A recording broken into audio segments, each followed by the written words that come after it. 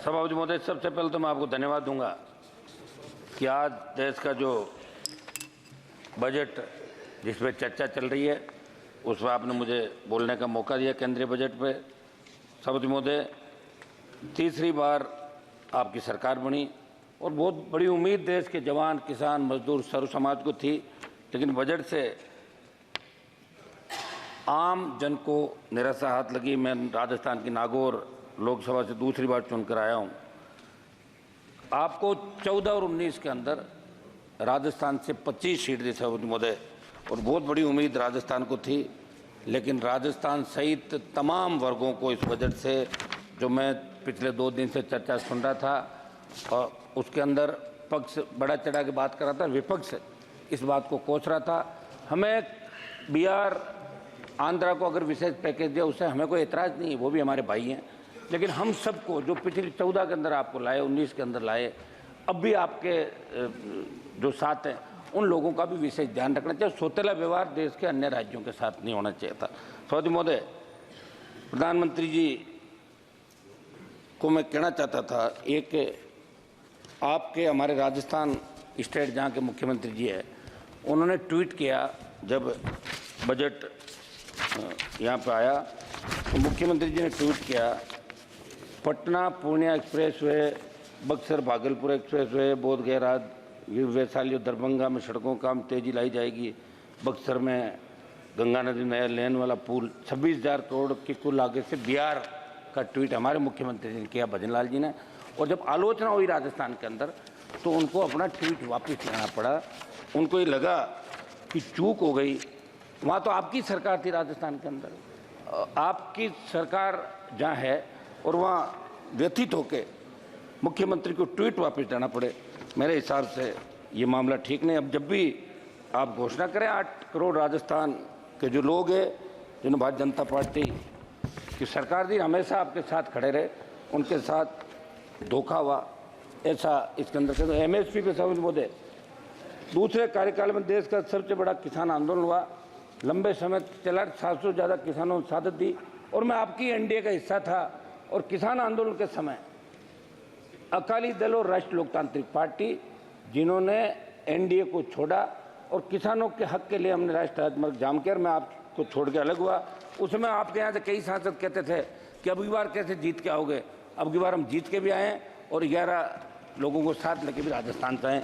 ये आप जानते समझ महोदय, आपने MSP पे जो वादा किया था उसे कुछ आपने बढ़ाकर MSP की बात की। हम चाहते हैं कि MSP की पूरी खरीद हो और किसान को उसका हक और अधिकार मिले। जो वादा आपने किया वो वादा आपने निभाया। किसान कर्ज माफी की बात करूँ सभापति महोदय, किसानों 30 जून 23 को इसी लोकसभा में जब आपकी सरकार ने मेरे सवाल के जवाब में देश के किसानों पर कर्जे की स्थिति बताई तो चिंताजनक थी।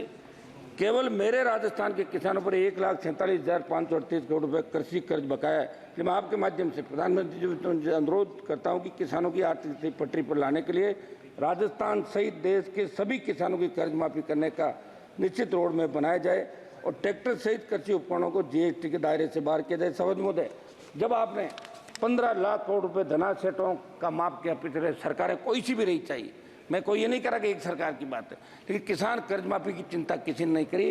वो 15 लाख करोड़ रुपए अगर धनासेठों का माफ हुआ है तो 15 लाख करोड़ का किसान का कर्ज है, वो संपूर्ण कर्ज माफ होना चाहिए। कृषि बजट और सरकार के स्पष्ट विजन का अभाव इसके अंदर दिखा। थोड़ा सा ज़्यादा जरूर है, प्राकृतिक खेती जोड़ा जाएगा, वित्त मंत्री जी का जरूरत पर आधारित 10,000 इनपुट रिजोर्ट सेंटर के लिए 365 करोड़ रुपए का प्रावधान है, जो पिछले साल 469 करोड़ रुपए था, लेकिन खर्च केवल 100 करोड़ रुपए हुए।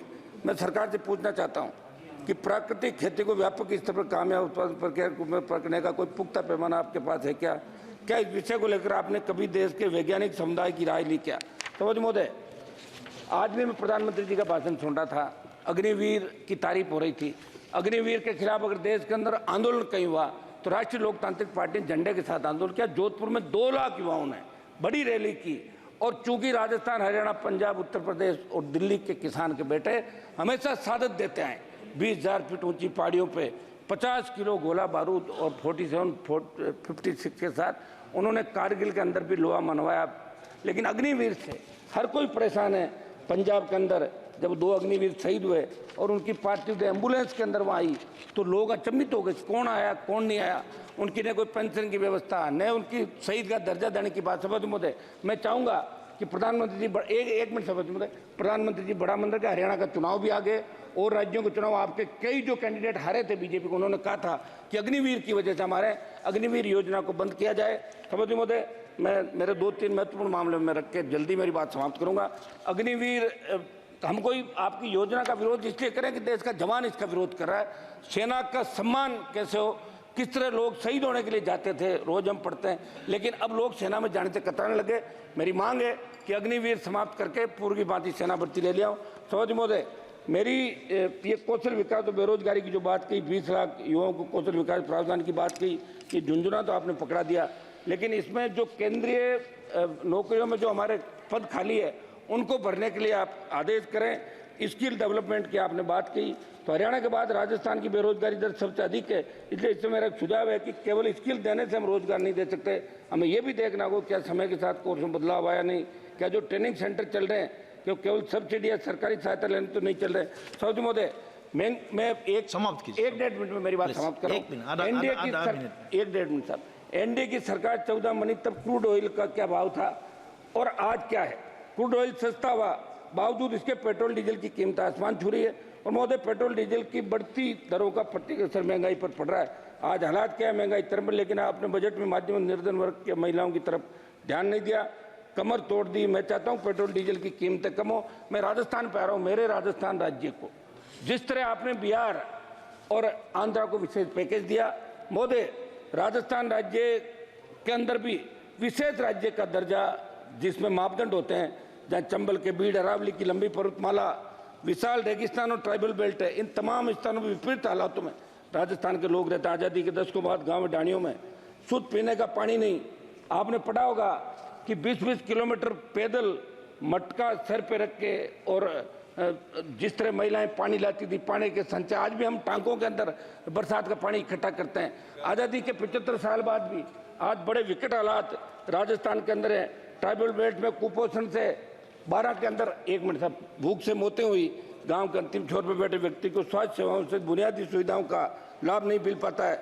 मैं आपसे मांग करता हूं कि राजस्थान को विशेष राज्य का दर्जा दे। दर्जा नहीं दे पा रहे हो आप, तो विशेष पैकेज राजस्थान को दें, ये मेरी मांग है। सभापति महोदय, ईआरसीपी पे लास्ट मेरी कंक्लूड कर रहा हूं। सभापति महोदय, ईआरसीपी को आपने राष्ट्रीय परियोजना घोषित किया, जो हमारे ये आपके ईस्टर्न के जिले हैं, भारत सरकार इसे राष्ट्रीय महत्व की परियोजना का दर्जा दें।